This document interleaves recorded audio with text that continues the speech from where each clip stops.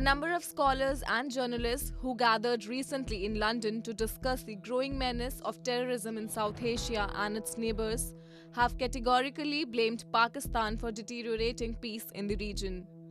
The statements came in a seminar which was organized by the Democracy Forum, a non-governmental organization that works intensively to promote the ideals of democracy, pluralism and tolerance. In the light of growing number of terror attacks in South Asia, the seminar focused at the fundamentals of terrorism in the region and its proliferation thereafter.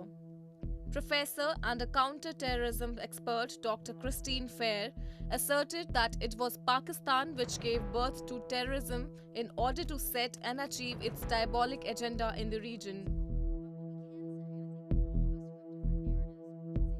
There would be no Pakistan Taliban if there were no Afghan Taliban, if there were no Jaish-e-Mohammed, if there were no Lashkar-e-Jhangvi. In other words, these are all actors that the state has either, in the case of the Taliban and Jaish-e-Mohammed, explicitly groomed and nurtured to kill outside of its borders, and which it has been ambivalent about, Lashkar-e-Jhangvi and Sip-e-Sabeh Pakistan, when they kill within its borders.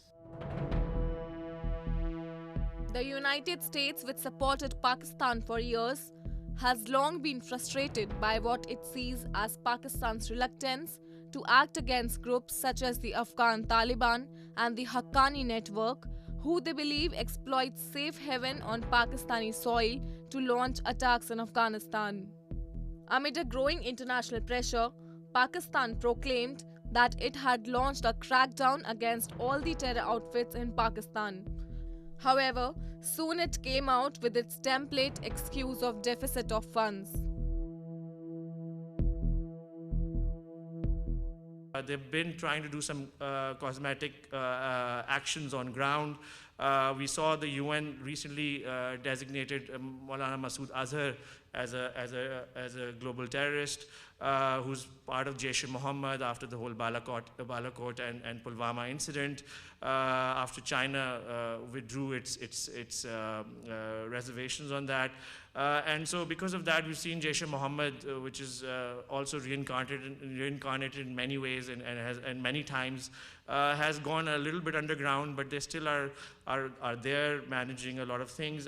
We saw that they were going to take over their madrasas and then take over their seminaries and their mosques, Jaish-e-Mohammed's and Lashkar-e-Taibas and all of these Kashmiri militant groups. But then there was a story that recently came out in which they said we don't have the money or the capability or the resources. So they're basically asking for more money, which is what Pakistan does.